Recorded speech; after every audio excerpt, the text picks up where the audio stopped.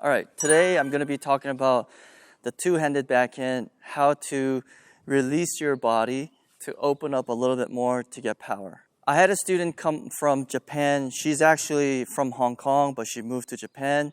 But she wanted to take a lesson from me, and her parents wanted me to take a look at her game. One of the things that I noticed on her backhand was that she wasn't able to produce any power. Sometimes she was able to produce power, sometimes she wasn't. So what I noticed was I was trying to tell the difference between when she was producing power and when she was not.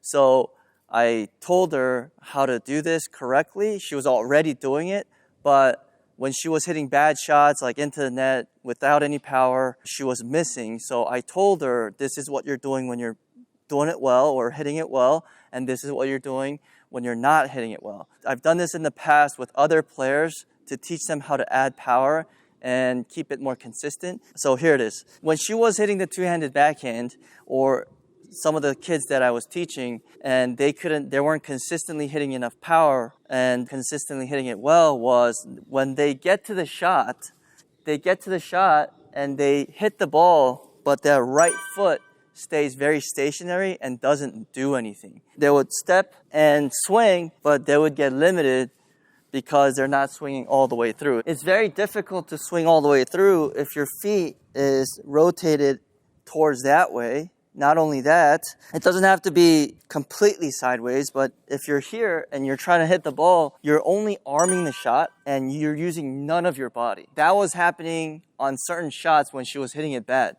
Tennis is actually a very perfectionist game where it doesn't allow a lot of mistakes. You could be hitting 4 great shots, and if you miss the 5th one, all the opponent has to do is hit 5 or 6 shots, one more shot more than you do. She was hitting like 3 really well and then missing the 4th one, 3 really well, missing the 4th one again. So she consistently did that. When she was hitting it bad or into the net or didn't have power is when she didn't use her right foot to rotate to open up the body. So she wasn't able to get the power she wanted, get the extension, and get the follow through that she wanted. When you're stepping here, it's okay if you go heel toe or if you just go toes on your ball of your foot. But I told her, have you squashed a bug before? I usually do this for guys, but she said yes. And she said like a little ant or something. So imagine you're squashing a little bug like Men in Black. I don't know if you guys have seen Men in Black, but in one of the movies, he squashes a bug and he steps on it. You could kind of visualize, or you could kind of do the action yourself and kind of feel how that feels. What that does is when you plant the foot and you rotate it like squashing a bug on the ground, then you open up your hips and your shoulders together to get the full power that you want. And not only that, your back leg swings around and you're ready to go to the middle right away. A lot of coaches will tell you like you have to hit and then you kind of step there, but that also, it helps if you try to squash the bug and then step and that outside foot kind of leans on that.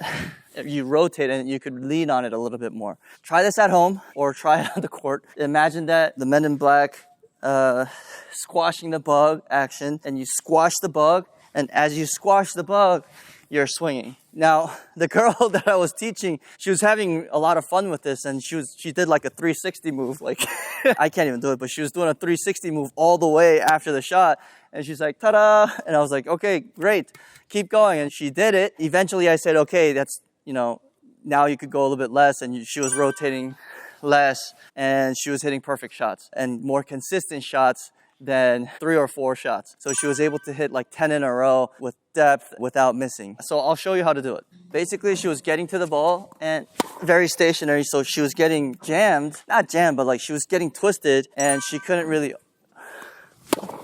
go all the way.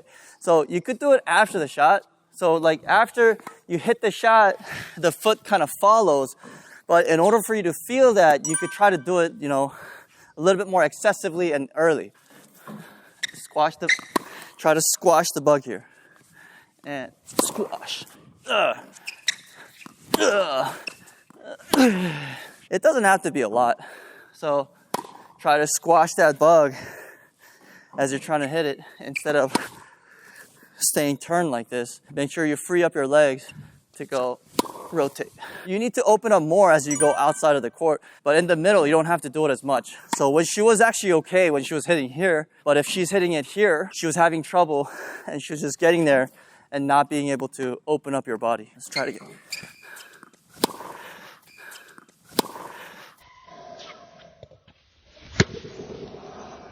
Now there's other ways to open up your body. Nadal does this, Safin did this long time ago. You don't have to always squash the bug with the toes, but don't do it with the ball of your foot because it can't twist. You're gonna ruin your knees if you do that. So make sure you're on the ball of your foot and twist so your knees are not twisting too much. Safin and Nadal sometimes rotate on their heels to go back earlier and add more height to the ball and spin to the ball. It's not always moving forward, but work on that first before you do the heel action when you're opening the body with the heel. This one, I don't really recommend doing because you might pull off the ball too early when you learn that first. So try to do the rotation, squashing the bug when you are first starting out to get the body opening up and swinging without any restriction. All right, thanks for watching, and I'll see you in the next video.